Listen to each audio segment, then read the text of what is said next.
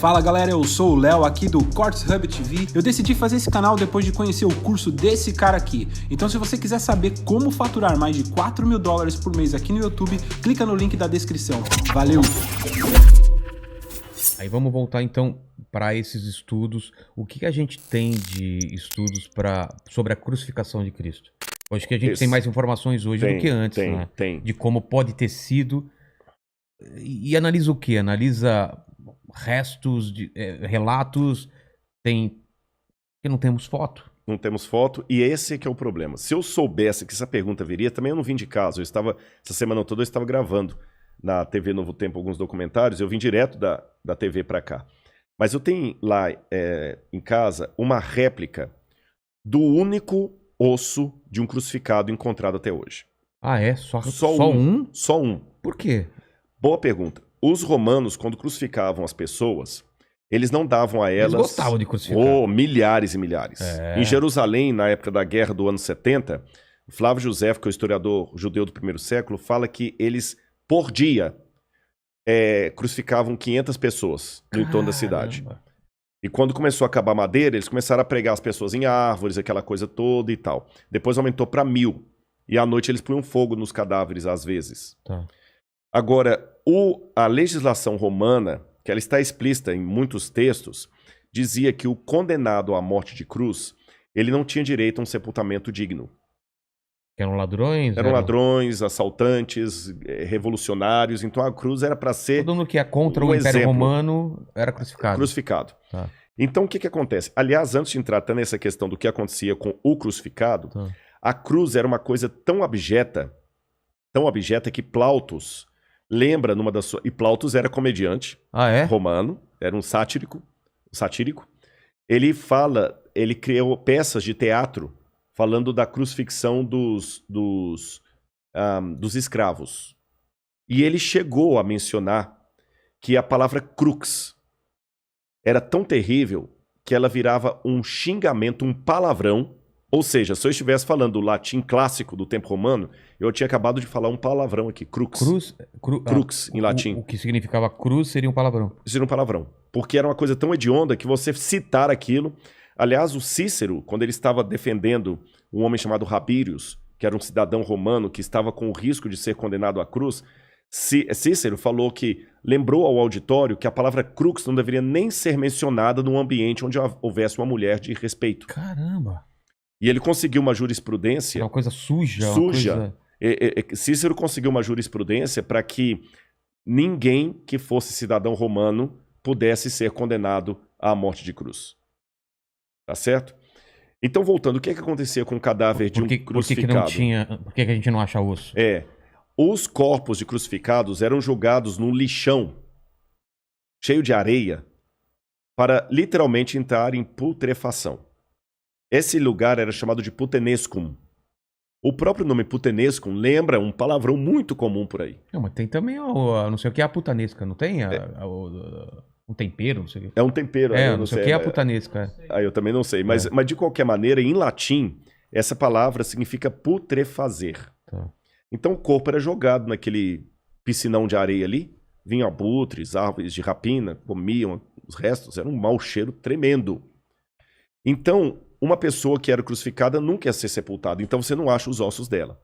Mas eles eram esmagados? Não. Jogava o corpo lá para ir se desfazendo com o tempo. Caramba. É como se pegasse Hoje a vigilância sanitária não permite isso, mas é como se você pegasse um cachorro que morreu, pega e põe num saco de lixo e joga lá no lixão e deixa o verme comer, nem enterra. É lógico que hoje a vigilância sanitária não permite isso, mas eu digo, na época não tinha. Então o mau cheiro era terrível e tinha esses lugares ali. Agora nós temos duas exceções à regra. Uma delas é Jesus, segundo o Evangelho. Ele não foi jogado nesse lugar. A outra exceção, que até comprova a possibilidade de Jesus ter sido uma exceção, foi descoberta em 1967, depois da Guerra de 6 Dias. Jerusalém foi ocupada ou retomada pelos israelenses. Eles expulsaram os jordanianos, fizeram um acordo com os palestinos, com os árabes locais, colocaram a bandeira ali e Moshe Dayan conquistou a cidade de Jerusalém. Então começaram agora a ampliar bairros em Jerusalém para fazer o assentamento dos judeus.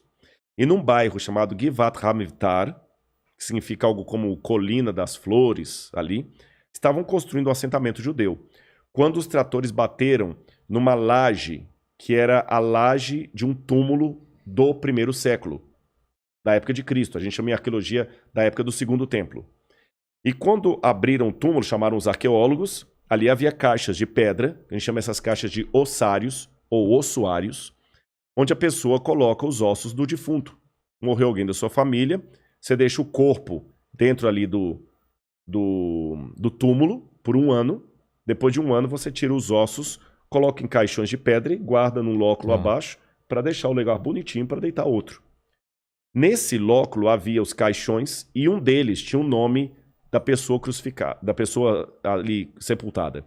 Yochanan ben Hagakol.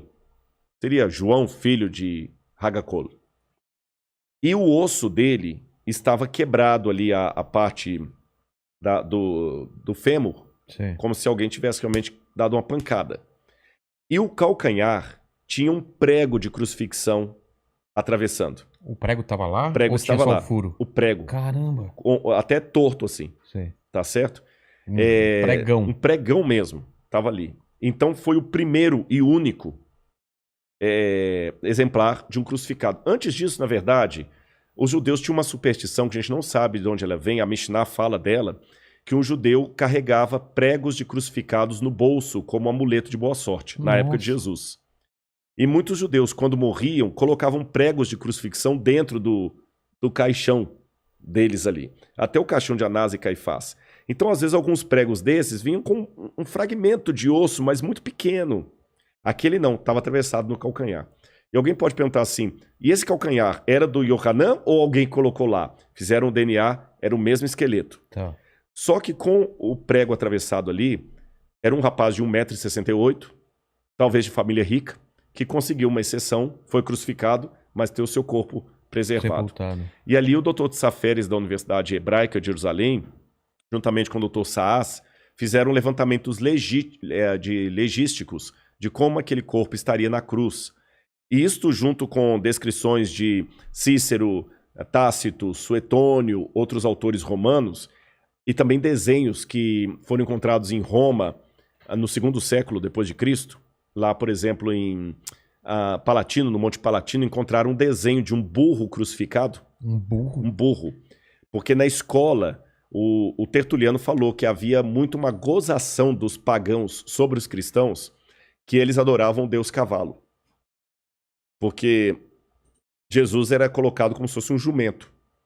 Então, na escola de Palatino, uma escola de crianças ricas, eles desenharam um grafite na parede, um burro crucificado. Como se fosse uma pessoa. Como se fosse uma pessoa com cabeça de burro. Sim. E um menino do lado assim com as mãos para cima e escreveram assim, Alexamenos sebete theon, que num grego bem vulgar, escrito por crianças ainda na pré-escola, quer dizer Alexamenos, uma forma talvez corruptela de Alexandre, adora a Deus.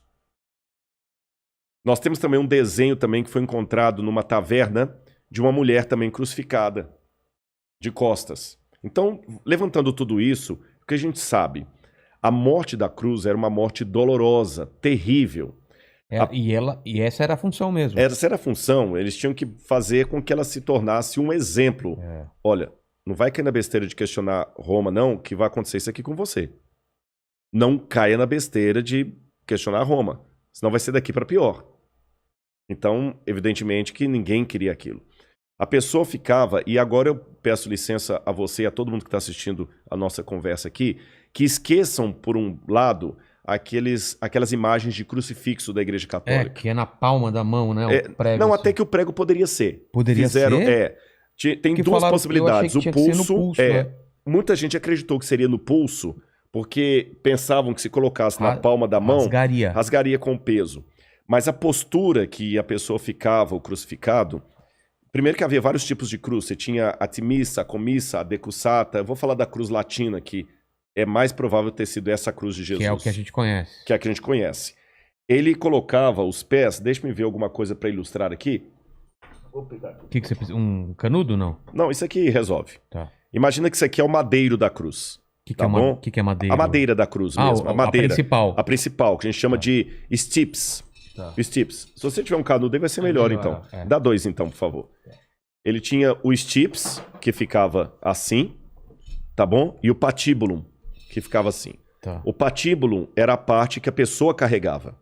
Essa daqui? Esse é o travessão. Tá. Ele carregava o travessão até a cruz, até o local do crucifixão, com a mão aqui assim. E eles penduravam aqui no pescoço da pessoa uma placa de madeira com a inscrição da condenação dele. Do crime. Do crime. Bandido e tudo mais.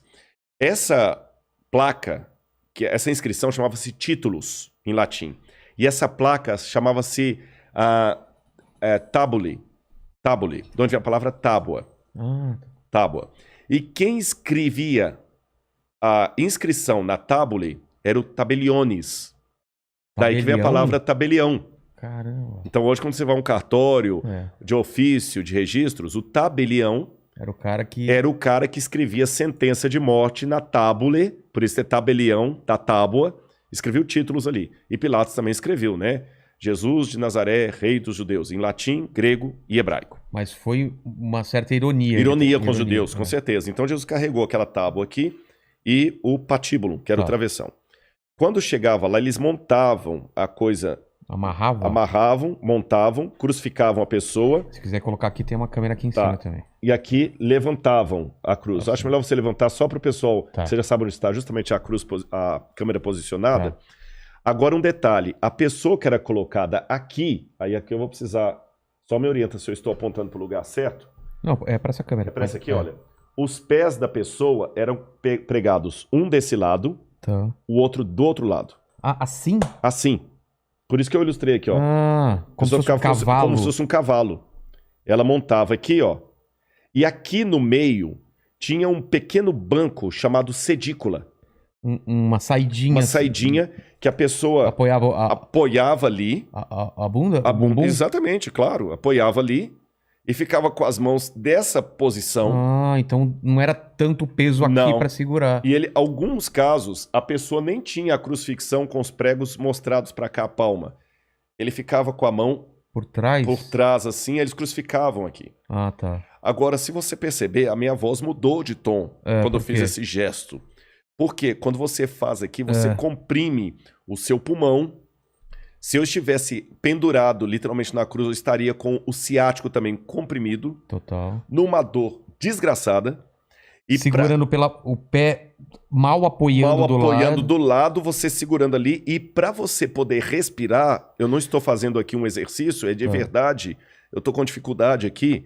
Você daqui a pouquinho para respirar, estão vendo que eu fiquei mais ofegante? Você tem que erguer... Tomar fôlego e cair. Apoiar pelo pé ou pela Pelos bunda? Pés do lado. Tá. Porque apoia assim. Apoia assim, você se levanta e cai de novo. Caramba. Você tá entendendo? E o banco... Isso repetidas vezes. De quando em vez você tem que virar. Por isso que os ladrões que estavam com Jesus, quando eles queriam apressar a morte dos ladrões, eles aplicaram algo que em latim se chama crurifragium. Você quebra as pernas da pessoa, ou no fêmur, às vezes no fêmur, às vezes também é tíbia, né, que é o outro mais abaixo aqui. A pessoa, então, com a perna quebrada, não conseguiria fazer, aí em pouco tempo ela já ia morrer asfixiada e ia sufocando. Sufocando. Por isso que eles quebraram os pés dos ladrões. Tá certo? Esqueça também outra coisa do crucifixo. O condenado não era colocado ali com um paninho cobrindo as partes íntimas dele. Ele ficava completamente nu. Era pra... É pra humilhar mesmo. Você acha que Jesus também? Totalmente. É mesmo? Totalmente. E eu vou piorar a coisa pra você aqui. Caramba, isso eu nunca tinha ouvido. Na verdade, muita gente fala que o filme do Mel Gibson foi um filme violento, aquele é Paixão de Cristo. Eu digo, é o filme que eu daria nota 10. De representação? De representação.